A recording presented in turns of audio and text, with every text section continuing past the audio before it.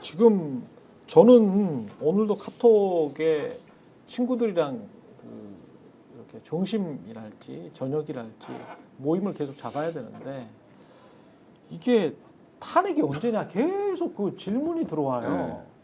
지금 근데 저는 이제 14일로 생각하고 지금 모든 일정을 잡고 있거든요. 헌재를 출입하는 취재기자들도 14일로 보고 있고요. 방송사들이라든지도 14일 날 이제 특보 체제를 하기 위해서 준비를 하고 있는 있어요. 하고 있는 것으로 알고 있고, 네. 그럼 이제 14일 날 몇 시냐? 뭐 그러니까 어제 제가 이제 헌재 출입하는 기자랑 저녁을 같이 먹었는데 네. 10시라고 보더라고요. 10시다. 네. 근데 아침에 하는 게 낫겠죠. 사람들이 좀. 근데 사실 지금 뭐 그거는 헌재밖에 모르기 때문에 아마 헌법재판관들도 지금은 네, 모를 지금은, 거예요. 네. 왜냐하면 최종 평의 결과가 끝나야 그래야 이제 구체적으로 시간들을 잡는 작업을 하지 않겠습니까? 예. 그러니까 10시라는 얘기도 있고 12시라는 얘기도 있는 것 같고요. 아. 오후로 넘어갈 것 같아 보이지는 않고요. 어. 그래서 방송사들이 전부 다 지금 10시, 12시에 맞춰가지고 그 앞뒤로 전부 긴급 편성 지금 준비하느라고 굉장히 바쁘더라고요. 그러면 다음 주 화요일이나 수요일 이틀 뒤니까 네. 11일이나 12일에 예고를 먼저 하잖아요. 기일 공지를 하겠죠. 그렇죠. 길 네. 공지를 하잖아요. 공지가 다음 주 수요일 전에는 나오겠구만. 만약에 금요일이면.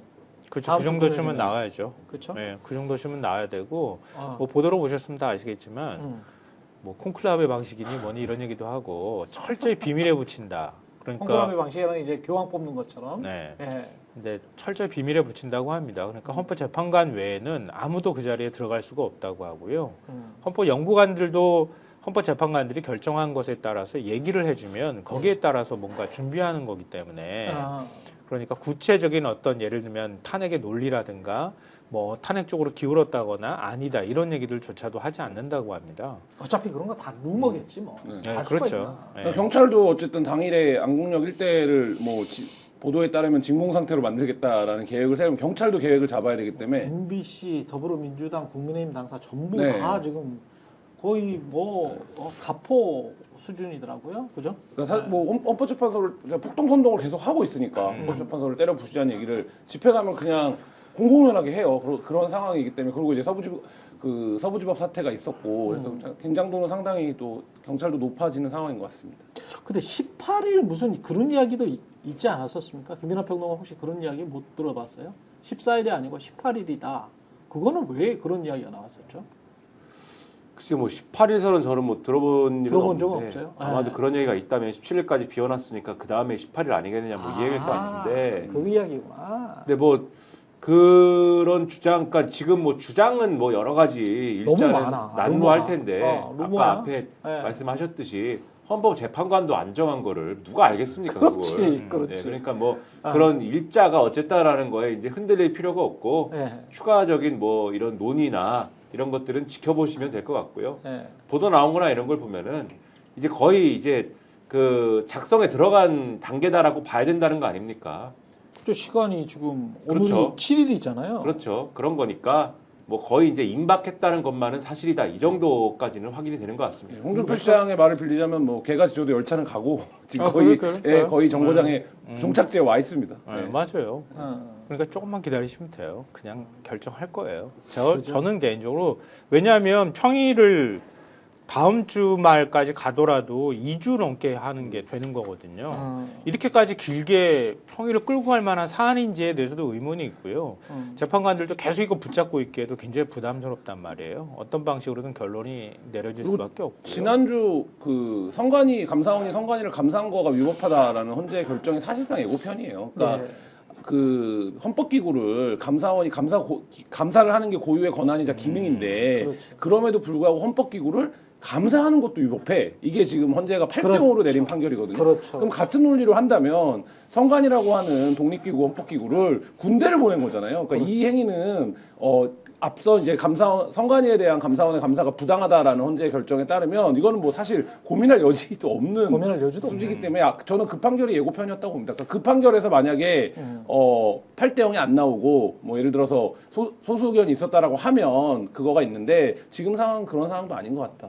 그래서 2016년, 17년 넘어갈 때 특히 2017년 3월 고무렴 이제 탄핵 결정이 있었던 거잖아요. 3월 10일 날 그때 한창 이제 방송을 나가고 있어서 당시 어떤 일이 있었는지 새록새록 요즘에 기억이 떠올라요. 막판쯤 되면요, 별의별 가짜 뉴스, 별의별 찌라시 다 돕니다. 그렇지. 네, 근데 아무런 상관없어요. 어제는 이제 법조 출입하는 기자들과 먹으면서 헤어롤 얘기를 좀 했습니다. 뭐, 그때 이제 헌법재판관이 헤어롤 하고 출근한 게 되게 화제가 됐었잖아요. 아 맞다 맞다 네. 헤어롤. 네. 그래서 그때 이정미 이정미 권한대행, 아, 이정미 맞다, 권한대행 맞다. 진짜.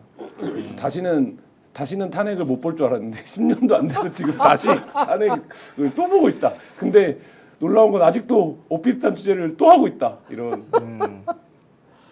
근데 저도 마음이 평안해졌다가 이렇게 이제 친구들이나 카톡에서 뭐가 오면 진짜 뭐 생각지도 못한 뭐 어떤 일이 일어나는 거 아니야 이러면서 일말에 또 1%의 두려움이나 이런 게 갑자기 또 엄습하고 그러니까 인간이라는 게 마음이 그냥 왔다 갔다 바뀌는 거거든. 그 친구들이 전해주는 가짜 뉴스에 잠식돼 갖고 계엄을 일으키신 분이 지금 구체가 있는 거 아닙니까? 아니, 그러니까 지금 뭐 계엄보다 더 놀랄만한 일이 뭐가 있겠어요. 그러니까. 더 놀랄만한 일은 없을 거고요. 아니 분명히 탄핵은 무조건 될 거야. 그리고 대선 때 이런 상황이면 무조건 이제 왜냐하면 국민의힘이 대선 후보를 낼 자격조차 없는 거거든 사실. 그거 없죠. 네, 그건 맞죠. 네. 근데 국민의힘이 뭐 그런 거 신경 안 쓰고 뭐 내릴 텐데 지금 모습 보니까 뭐 그렇잖아요. 그렇죠. 네. 근데 뭐. 저는 그거는 뭐 내는 거야 기정사실인데요. 그 탄핵 파면 결정이 난 이후에 국민의힘이 곧장 어떤 스탠스를 잡을 거냐 이게 굉장히 향후 그러니까 말하자면 갈등이나 전국에 굉장히 중요한 입장이 될 텐데 예를 들면 박근혜 탄핵 때는 어쨌든 승복한 거 아닙니까? 받아들인 건데 이러니 저러니 해도 근데 지금 국민의힘 지도부가 하는 행태로 보면 이걸 과연 어느 정도 승복을 할 거냐 이 부분에 대해서 상당히 좀 우려스러운 점이 있고 그렇게 되면 대선 후보 국민의힘 뭐 그거는 국민의힘이 망해가는 길이다 이렇게 생각하면 편한데 대선 후보가 누가 나오던 그 이 탄핵이 부당하다라는 거를 주장하기 시작할 거거든요. 뭐 그럴 경우에는 지금 이제 그 광장에서 빌드업되어 있는 그 말하자면 그 시민들 그러니까 윤석열 탄핵에 반대하는 시민들이 상당한 오랜 기간 동안 사실상 이제 시위라든지 소요를 하는 국면으로 넘어갈 수도 있지 않을까 이런 우려는 사실 있습니다. 지금 근데 저희가 퇴근할 국민의힘은 때 제가 볼 때는 그런 거 신경 안 써요. 우리는 그렇게 생각할 수 있잖아요. 네. 탄핵을 받아들이지 않는데, 그러니까 헌재 결정을 받아들이지 않고 승복하지 않는데 어떻게 대선 준비를 하고 대선 후보를 내보내겠어요. 그러니까 우리가 합리적인 사람들은 그렇게 생각할 수 있잖아요. 국민의힘은 그 생각 안 할 거예요. 한쪽에서는 그냥 후보 내보내고 한쪽에서는 승복 못한다 그러고 양쪽으로 막 뒤죽박죽 얘기할 거예요. 그렇게 해야 지지층이 결집된다고 보는 거기 때문에. 그러니까 제가 집이 이제 3호선 라인이라서 3호선을 가끔 타고 다니고 헌재 앞에 지나가기도 하고 이러는데 안국역이 3호선이니까. 그 태도가 좀 달라졌어요. 그러니까 이들이 김한 기자 과거에는 딱 보고 무슨 위협하거나 그러지 않아요? 아니 지하철 안에서 떠드는 사람 엄청 큰 목소리로 떠드는 사람도 많아졌고 기만 들어라 이러면서. 아니 뭐 그거 아니라 이제 이 탄핵이 부당하고 뭐 부정선거론 이런 것도 그러니까 과거에는 안국역에 이제 올라가면서 이제 말하자면 이렇게 피켓 같은 것도 그렇지, 꺼내는 그렇지, 거잖아요. 그렇지, 그렇지. 근데 이제 아예 가방에 붙이고 돌아다니는 사람이 많아요. 그러니까 그게 무슨 말씀드리는 거냐면 그들이 오랫동안 이 집회를 하면서 자기들도 이제 말하자면 세뇌 혹은 가스라이팅이 되어 있는 거잖아요. 이 상황이 정당하다는 그러니까 자기들의 주장이 정당하다는 그러니까 이 굉장히 좀 가감해진다 이런 느낌 받거든요. 그러니까 헌재 앞에 지나갈 때만 봐도 굉장히 가감해요 이제 시위가. 그러니까 말하자면 본인들은 옳은 일을 하고 있는 거예요. 지금 거의 2달째 거리에서 그렇게 보내고 있는데 우리도 뭐 한때 다 아스팔트에서 시위를 해봤지만 이게 하다 보면 점점 더 그 논리에 심취해 가잖아요. 그러니까 뭐 지금 그런 상황이 굉장히 고조돼 있다 이런 느낌 좀 현장에서는 받습니다. 심리학을 3학년 때까지 전공했다가 중퇴한 우리 김민아 심리학의 대가. 심리학의 대가 김민아 평론가 입장에서는 이게 지금 김한 기자 이야기 듣다 보니까 그런 생각이 드네. 나는 사실은 폭동이나 시위나 소요가 어떤 결정을 해도 그러니까 당연히 인용이 되겠지. 인용이 돼도 일어나지 않을 것이다라고 속으로는 생각하고 있거든요. 마이너한 것만 일어날 거다라고 생각을 했다가 지금 김한 기자 이야기 들어보니까 자신들의 과거 행위를 정당화 시키려는 그 욕구나 욕망은 사람은 그거는 크거든. 그거는 크거든. 그러면 어디 가서 막 악이라도 지르고 뭐 이럴 것 같기는 하네. 갑자기 이 이야기를 들어보니까요. 나는 요거는 그렇게 일어나지 않을 걸 뭐 떠들썩하기만 하지만 태산이 뭐 어떻게 무너질 정도로 근데 그냥 이렇게 쥐새끼들 몇 마리 왔다 갔다 하는 그 정도 수준일 거야. 이렇게 지금 생각을 했었거든요. 그 뭐 어떤 이게 지금 그 폭동이나 소요나 시위가 어떤 장기화되거나 그날 당일에 14일이나 뭐 언제 뭐 탄핵이 인용되면 폭발적으로 일어날 것이다. 어떻게 보세요? 이게 정광훈도 계속 지금 수사 물론 이제 뭐 미진하긴 하지만 들어가고 있고 뭐 여러모로 보면 이게 위축될 요소들도 분명히 있거든. 시위가 일어나겠죠. 시위가 일어나는데 네. 시위가 없어지지 않을 거 아닙니까? 아니 근데 폭동 같은 시위가 그런 일어나겠죠. 서부지법 같은 폭동. 그러니까 이제 시위가 일어나는 것이고, 네. 근데 이제 그 수위가 어느 정도가 될 것이냐라고 하는 거는 그 어떻게 대응하느냐에 달린 것인데 지금 계속 부추기지 않습니까? 그래서 부추기지 말라고 해야 되는 것이죠. 그래서 부추기면은 부추기는 대로 거기서 뭐 그냥 가만히 있겠습니까? 이 사람들이. 근데 계속 부추기는 방향으로 가니까 그게 우려된다 이렇게 얘기를 하고 있는 것이고 우리가. 그다음에 장기화되느냐의 문제에 있어서는 장기화를 하겠죠. 이걸로 먹고 살아야 되는데 그렇지 않습니까? 정광훈이든 누구든 간에 이걸로 먹고 살아야 되는데 그리고 아휴. 지금 이 집회 내지는 이 반발을 이렇게까지 키워온 동력과 논리는 윤석열 하나 갖고 이렇게 해온 게 아니잖아요. 언제부터 이 논리를 계속 만들어 왔습니까? 문재인 때부터 만들어 온 거거든요. 문재인 정권 때부터 만들어 온 겁니다. 이걸 잘 이 상황과 논리를 잘 거슬러 올라가 가지고 한번 이 재구성을 한번 해보셔야 돼요. 사실은 언제부터 재구성을 한번 해보세요. 재구성을 해보라고요? 네. 언제부터 이랬냐? 사실 이명박 때부터 가야 돼요. 이명박 때 아스팔트 우파를 지원하고 만들면서부터 시작이 된 겁니다. 시작은 사실은 거기서부터 시작이 된 거고, 그거 이제 김한 기자가 잘 알죠. 그거는 거기서 시작이 된 건데 그때는 뭐 이렇게 사실은 대단치 않았지만은 문재인 정권이 들어서고 나서 문재인 정권에 대해서 문재인 정권은 공산주의다, 사회주의다. 문재인 정권을 개헌을 하려고 그랬더니 사회주의 개헌이다. 자유한국당 그 당시에 그렇게 주장하기 시작하고 그 다음에 자유한국당이 그때 뭐 이런저런 우여곡절을 거치면서 황교안 체제가 돼서 미래통합당이 되고 그리고 그 당시에 이제 미래통합당이 되면서 그리고 서울시는 또 박원순 시장이 하고 이러면서 아스팔트 우파들하고 이 기독교에 또 가짜뉴스 운동하는 거 있어요. 그런 것들하고 결합되는 국면들이 일어나고 그러면서 문재인 반대 운동이 보수 정치하고 기독교 일부하고 그다음에 아스팔트 우파가 결합이 되는 현상들이 일어나거든요.